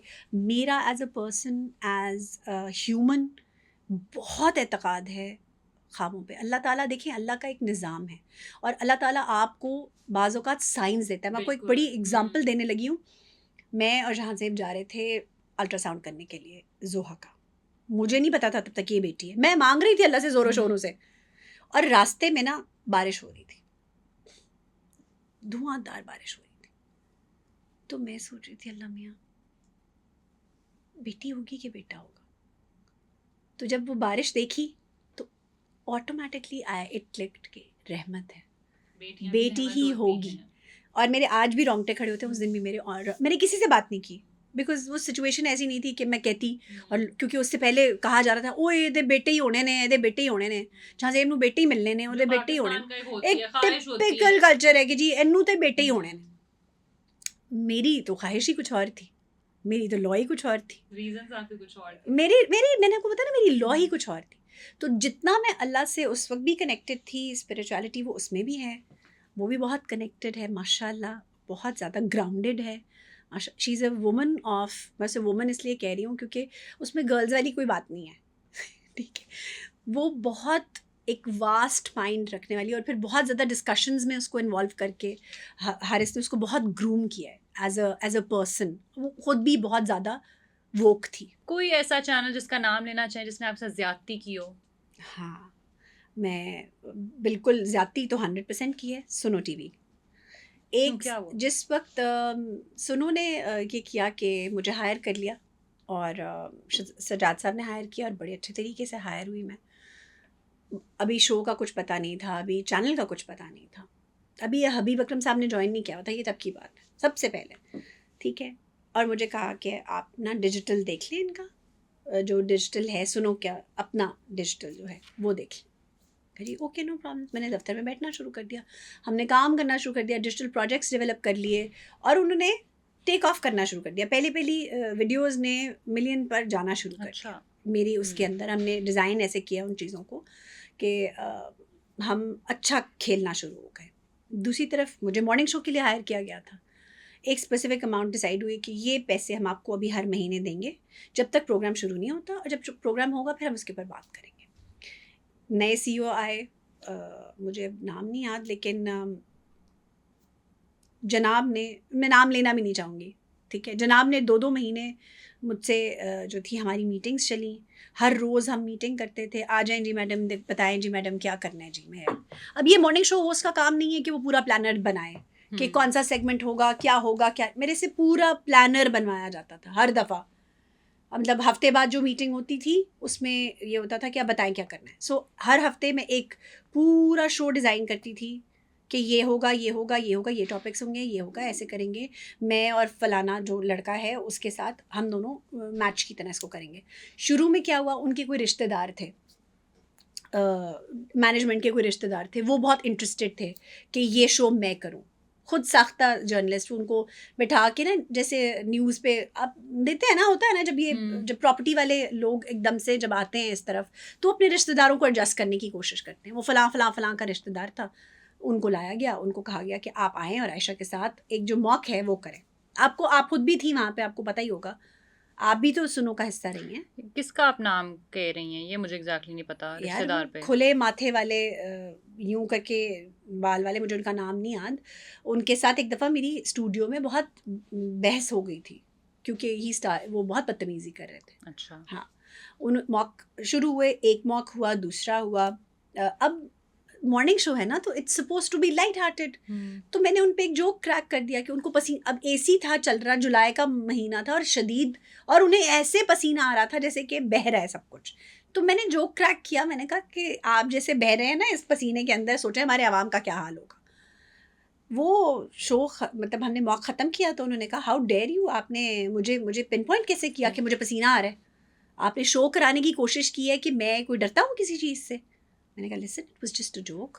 और अगर मॉर्निंग शो में आप नहीं समझते क्योंकि आप इस बैकग्राउंड के नहीं हैं, मैं ये समझती हूँ कि अगर मॉर्निंग शो में आपने किसी को अपने साथ वो करना है ना, जोड़ना है ऑडियंस को अपने साथ, तो इट शुड बी, आप मुझ पे कोई मजाक कर लें, मैं आप पे कोई मजाक कर लूँ, हम कोई खुदा नहीं हैं या कोई खुदा ना खास्ता कोई खुदा के भेजे हुए कोई बहुत ऐसे बंदे नहीं हैं कि जिनके ऊपर कोई सवाल नहीं किया जाता दुनिया में। तो दुनिया ने उनको नहीं छोड़ा जिनको अल्लाह ने वली बनाकर भेजा, उन पे भी सवाल किए लोगों ने। तो ये तो एक छोटा सा मजाक था, इतनी बड़ी बात नहीं। उन्होंने कहा नहीं, हाउ डेयर यू। मैंने कहा जी ठीक है, मैं सजाद साहब के पास गई, मैंने कहा सर ये हुआ है, आप लोग इनको एज एन एंकर लेना चाहते हैं, आई डोंट थिंक कि वो इस के लिए फ़िट हैं। I was crying like any thing. मुझसे कभी किसी ने इस तरह बात नहीं की थी। खैर सजाद साहब was very kind, he said कि ओके नो प्रॉब्लम्स, वो आपके साथ मॉक नहीं करेंगे। फिर जो लड़का जिसको मॉक के लिए जो फाइनल जिस होना था उन्हें रखा गया, उनके साथ बहुत प्लेजेंट रहा, बहुत अच्छा रहा। 3-4 मॉक्स हुए, उसके बाद डिसाइड हुआ प्रोमो होगा। लो जी प्रोमो हो गया। अब 4-5 दिन हमने प्रोमो शूट किया, कभी हम बाग जना जा रहे हैं, कभी हम किसी होटल जा रहे हैं, कभी कुछ कर रहे हैं, हो रहा है, शो हो रहा है, शूट हो गया। लो जी शूट हो गया, प्रोमो फाइनल हो गया, प्रोमो रिलीज़ होने वाला है। एंड जिस दिन प्रोमो फाइनल हुआ है उस दिन अगले दिन मैं दफ्तर पहुंचती हूँ, तो मुझे बताया जाता है कि जी आपको हमने रिप्लेस कर दिया। Like what? प्रोमो चल चुका था आपका? प्रोमो रेडी था टू बी ऑन एयर। अच्छा, हुआ नहीं, ऑन एयर नहीं हुआ। ऑन एयर नहीं ठीक हुआ। है। मैंने कहा सर मेरा प्रोमो रिकॉर्ड हो गया। मैंने कहा कोई बात नहीं, नया प्रोमो बन जाएगा। मैंने कहा सर आपने मुझे as a morning show host पिछले 8 महीने से हायर किया हुआ है, मैं रोज़ ये ड्रिल करती हूँ आकर, मैं मॉक्स दे रही हूँ, मेरा काम नहीं है, मैंने लाइव शोज़ किए हैं 7 years, I don't need to show कि मैं लाइव शो में बैठकर मैं क्या करूँगी, येट मैं आपके साथ मॉक कर रही हूँ। बट स्टिल, एंड आप ये 8 महीने बाद मुझे कैसे कह सकते हैं कि आप हट जाएं? और आपको हम देखें नहीं, हम आपको चाहते हैं कि आप एक कॉमेडी का लेजेंड है, हम आपको उसी में यूज़ करना चाहते हैं। मैंने कहा सर मैंने आपको पहले बताया था यहाँ ज्वाइन करने से पहले कि मैंने अपना जॉनर चेंज करना है। कॉमेडी की एक बहुत लिमिटेड सी वो बन गई है जगह, मतलब फ्रेम बहुत छोटा हो गया है, और अब जिस तरह की कॉमेडी हो रही है वो बहुत बिलो द बेल्ट जाती है। As a family woman I don't think I can carry on with that. ठीक है। लिहाजा मैं आपको पूरी सिचुएशन एक्सप्लेन कर चुकी हूँ कि मैंने मॉर्निंग शो ही करना है। उन्होंने कहा नहीं वो तो हमने डिसाइड कर लिया है कि हम उसको देंगे, हिना न्याजी को देंगे। I was really taken aback. मैं कहा ठीक है सर, अगर इफ़ यू हैव डिसाइडेड तो ठीक है, फिर हम इसको, हमने जो पीनट्स हमने डिसाइड किए हैं पैसों के ऊपर, उसको हम रिविजिट करेंगे। उन्होंने कहा ठीक है, okay, no problems. I was very resentful at that time, सच्ची बात है। इट्स नॉट, होना भी चाहिए। It was not appreciated at all with me कि यार ये क्या बात हुई, प्रोमो तक बन गया और अब सारी ड्रिल करके 8 महीने क्या मुझे कहने नहीं, अब वापस कॉमेडी पे जाएं, यानी अब फिर नए सिरे से स्क्रैच से शुरू करें काम। खैर मीटिंग शुरू हो गई, हाँ जी कितने पैसे, इतने पैसे, नहीं नहीं नहीं नहीं ये तो बहुत ज़्यादा पैसे हैं। मैंने कहा सर बात सुने, comedy takes around 12 hours shoot, बिल्कुल। मॉर्निंग शो में 2 घंटे लगते हैं, आप जो द सेड अदर पार्टी को दे रहे हैं मुझे आप वो नहीं दे रहे, वाई? मेरा इतना एक्सपीरियंस है, मैंने इतना काम किया है, मेरे क्रेडिट पे ये शोज़ हैं, मैंने अगर किसी ऐसे चैनल का रमज़ान ट्रांसमिशन भी किया है ना जो कहीं नज़र नहीं आता था, उसने भी उनको 2-2.5 करोड़ का बिजनेस करके दिया है। सो प्लीज़ डोंट से कि मेरे क्रेडिट पे कुछ नहीं नहीं नहीं, देखिए जी ये इतने पैसे नहीं होने। पठानों की तरह ना बात होनी शुरू हो गई, एंड आप कोई और काम नहीं, हाँ भावताओ, और उस पर भी आप ये नहीं करेंगी, आप वहाँ नहीं बैठेंगी, आप कोई और चैनल नहीं करेंगी। मैंने कहा सर पैसे आप मुझे एक्सक्लूसिविटी के नहीं दे रहे, या तो आप मुझे एक्सक्लूसिविटी के पैसे दें। एक आप भी इस फील्ड में हैं, अगर आप एक्सक्लूसिवली किसी के साथ अटैच होते हैं, फिर उसके पर्क्स एंड प्रिविलेजेस होते हैं, फिर एक परमानेंट कोड होता है, फिर आपकी मेडिकल वो होती है। आप ऐसे ही तो ऑन पीनट्स तो नहीं आप कर सकते ना। एंड कोई भी इंसान जो कहीं पे भी काम कर रहा है उसे ज़रूरत है तो वो काम कर रहा है, बिल्कुल ठीक है। आयशा, ज़रूरत ना भी हो लेकिन आपका जो बनता है आपको वो हक पूरा मिलना चाहिए। मैं आपकी बात से अग्री करती हूँ, लेकिन इस चीज़ को अंडरस्टैंड करने की ज़रूरत है कि कोई इंसान जहाँ पर भी बैठकर काम कर रहा है ना, वो उसको ज़रूरत है तो वो काम कर रहा है। बिला ज़रूरत किसी का दिल नहीं करता, मतलब ऐसे लोगों के सामने बैठ के अपनी वो करे, नुमाइश करे। जब आपके पास नहीं होता या आपको किसी चीज़ की ज़रूरत होती है तो आप काम कर रहे होते हो ना। बिला ज़रूरत तो कोई इस दुनिया में नहीं करता। Everybody wants and likes their peace of mind. बहरहाल उन्होंने इस चीज़ को बिल्कुल खातिर में नहीं लाया। उन्होंने मुझे एक सर्टेन अमाउंट कोट किया और उन्होंने कहा ये आप एक्सेप्ट कर लें, हर हाल में हम देखेंगे बाद में। बाद किसने देखी है? मैंने कहा सर माजरत के साथ इन टर्म्स एंड कंडीशंस पे मैं बहुत अग्रीव्ड हूँ पहले ही आपके इस स्विच की वजह से, और मैं इस पे अपना रास्ता अलग करती हूँ सर, माजरत। उन्होंने काफ़ी इस चीज़ को बाद में भी रिजॉल्व करने की कोशिश की, लेकिन फिर उन्होंने, आपने देखा वीना मलिक के साथ जो प्रोग्राम किया उससे तो बेहतर सबर ही था। तो अच्छा हुआ जो भी हुआ, अल्लाह बहुत अच्छा करता है। उसके बाद मैंने A+ का चॉकलेट शो किया, चॉकलेट टाइम्स, और फिर वही बात कहूँगी कि जो कहीं नज़र नहीं आता चैनल, उसने फिर भी कहीं ना कहीं सोशल मीडिया पे भी रौनक लगाए रखी, और चैनल को भी मतलब पैसे शैसे आते रहे। अच्छा, आप जो कह रही हैं कि जहाँ जिस शो में आप बैठती हैं अपना एक मार्क छोड़ती हैं, आजकल आप वायरल हुई भी हैं, आप होस्ट थी उस शो की जी, एक शो की, मैं नाम नहीं लेती, सबको पता है वैसे क्या हो रहा है जी। औरतों के हकूक के ऊपर बात हो रही थी, पैनलिस्ट जो थे वो दोनों मर्द हजरात थे, ठीक है, आप खालिया खातून थी। आपकी प्रेजेंस में एक इतनी बड़ी स्टेटमेंट दे दी गई कि 95% खवातीन जो हैं वो जाहिल हैं। आप उधर बैठी थी जी, आपके उस वक्त क्या थॉट्स, इमोशंस, तासुरात, गुस्सा क्या था आपका? देखिए तासुरात तो मेरे चेहरे से नजर आ रहे हैं, उस शो में आपको नजर आ रहा है कि आई वाज वेरी पर्टर्ब्ड, मैं बहुत पर्टर्ब थी। एक तो सबसे बड़ी बात ये कि जिस पैनल की बात हो रही है उस पैनल में हमने ख़वातीन को बुलाने की और इनवाइट करने की बहुत कोशिश की, लेकिन ड्यू टू सर्टन रीजंस, वो मैं आपको ऑफ द कैमरा बता चुकी हूँ, ठीक है, कि उसकी वजह से females didn't want to sit there, ठीक है। एक बात ये, दूसरी बात ये कि साहिल साहब जो थे वो जिस कॉन्टेक्स्ट और पैराए में बात कर रहे थे वो एक इस्लामिक पॉइंट ऑफ व्यू था कि जानने वाले को आलिम और ना जानने वाले को जाहिल कहा जाता है। Hear me out, although I did not agree with that word, बिल्कुल ठीक है, बट हमारे पंजाबी कल्चर में जाहिल कहते हैं उज्जड गवार को, जबकि इस्लामिक कॉन्सेप्ट में जाहिल कहा जाता है उस इंसान को जिसे मालूम नहीं है या ला इल्म है, ला इल्म है। सो ये लफ्ज़ उन्होंने जो है, मैं इस बात को अग्री करती हूँ कि ये बात उन्होंने उसे इस लफ्ज़ को चेंज करना चाहिए था, ला इल्म बोलना चाहिए था, लेकिन जिस कॉन्टेक्स्ट में वो बात एक्सप्लेन कर रहे थे उस कॉन्टेक्स्ट में उन्होंने जाहिल का लफ्ज़ इस्तेमाल किया, आलिम और जाहिल से, अब्बुल जहल की भी उन्होंने मिसाल दी। सो उस हिसाब से I had to listen as a host, I had to listen, ठीक है, to what he was saying, because उनका एक अपना तज्जिया था अब हाँ, उसमें एक चीज़ ज़रूर मिस हुई कि हम उनसे कहते हैं कि सर आप अपना जो ये मुशाहिदा है, हम्म, सैंपल है, वो प्लीज हमारे साथ शेयर कर दें. हम्म, ठीक है. अब जो बात हमारी जो लड़की, जो बाद में पता चला कि वो डिजिटल की ही एम्प्लॉय हैं, असबा, असबा, उनसे जो बात गलत हुई, उनको कहना चाहिए था कि सर सबसे पहला सवाल ये बनता है कि आप फ़ोन यूज़ करते हैं, लैपटॉप यूज़ करते हैं, गाड़ी इस्तेमाल करते हैं, क्या आपको इन तमाम चीज़ों के एक एक पार्ट का पता है? ऑब्वियसली नहीं पता. तो क्या आप जाहिल हैं? नहीं, आप ना लाइल्म इल्म हैं. है. तो आप अपना लफ्ज़ बदलें. असबा ने जोर किस पे दिया? माफ़ी मांगे. एक जिद बना ली उन्होंने कि आप माफ़ी मांगे. वो अपनी बात, अपना आर्ग्यूमेंट इससे अच्छे तरीके से बिल्ड कर सकती थी. वो उनसे, साहिल साहब से पूछती कि क्या आपकी वालदा, आपकी बीवी, आपकी बहन, आपकी बेटी जाहिल है? अगर नहीं तो प्लीज़ अपने अल्फाज को बदलें. और फिर आप कहती कि आप औरतों से माफ़ी मांगे. आपने ये सब क्यों नहीं कहा उधर?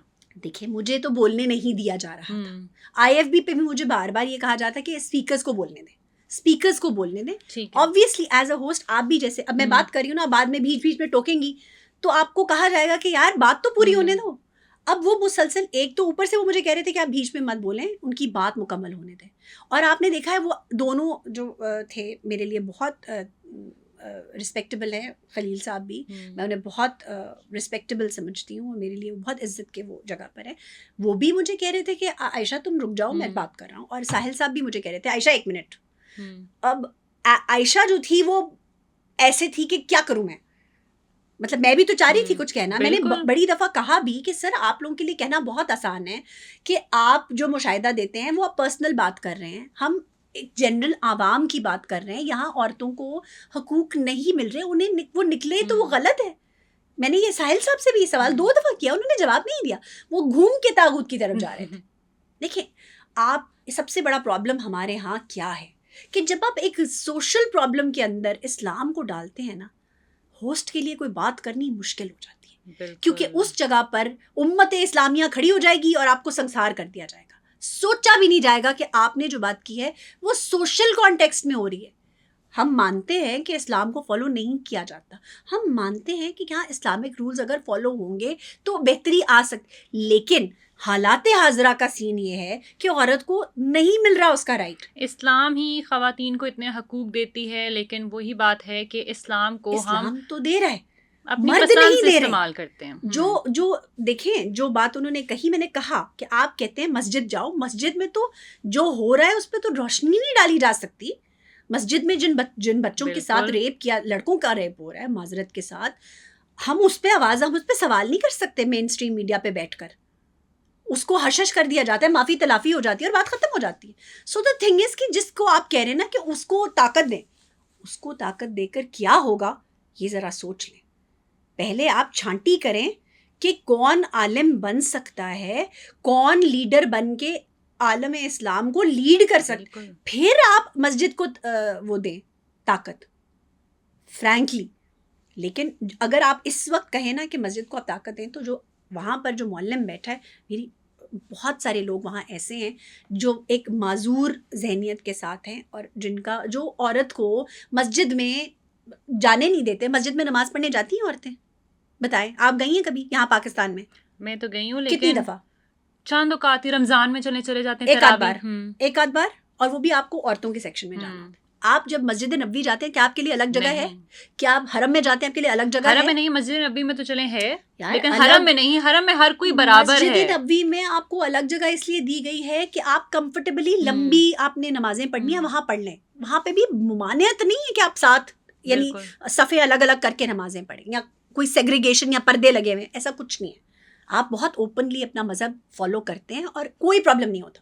हमारे यहाँ सेग्रीगेशन, और उसने क्या दिया है आपके मुल्क की आवाम को? फ्रस्ट्रेशन. सबसे ज़्यादा पॉर्न सर्च करने वाली आवाम है आपकी. 65% आपकी यंगर जनरेशन है. वो क्या देखते हैं आपको अंदाज़ा है? नहीं. They are watching shit, literal shit. और वही चीज़ वो बाहर माशरे में फैला भी रहे हैं, प्रैक्टिस भी कर रहे हैं और आप देखें जेनजी क्या कर रही है. शादी में इंटरेस्टेड नहीं है, लिव इन रिलेशनशिप में इंटरेस्टेड है, जिम्मेदारी लेने में इंटरेस्टेड नहीं है. They just want to have fun. वो क्या कर रही है? आइस पी रही है, एक्सटेसी कर रही है 15 रुपए में, 100 रुपए में, 20 रुपए में, 80 रुपए में, 150 रुपए में, 3000 में, हर किस्म की पिल अवेलेबल है कॉलेजेस के अंदर। और माओ को पता भी नहीं कि बेटा क्या कर रहा है, बेटी क्या कर रही है, क्यों इतनी यंग एज पे बच्चों के हार्ट फेल हो रहे हैं। जरा जाए ना इसके अंदर, उतरे। ड्रग अब्यूज हो रहा है हमारे यहाँ। कॉलेज के बच्चे बच्चियां असाइनमेंट करने के बहाने इकट्ठे होते हैं, आइस पीते हैं, सो रहे हैं हम लोग, हमारे माँ बाप सो रहे हैं, नहीं पता उन्हें कि बच्चे क्या कर रहे हैं। हमने क्या किया है, फोन पकड़ा दिया बच्चों के हाथ में, दुनिया दे दी उनको, इंटरनेट दे दिया, 5G 8G 10G, और बच्चे कहाँ रह रहे हैं, एक कमरे के मकान में 8 बच्चे सो रहे हैं और माँ बाप भी वहीं सो रहे हैं। सो प्लीज़ देखें कि आप अपने बच्चों को क्या दे रहे हैं, बच्चों को क्या सिखा रहे हैं। फ्रस्ट्रेशन दे रहे हैं आप अपने बच्चों को, और वो आपके मुंह पे खड़ी है जो चीज़। अब आपका सैलाब है ना 65% का नौजवान का, कहाँ जा रहा है वो, या मुल्क से बाहर, या यहाँ जो करतूत हो रही है वो देख ही रहे हैं आप।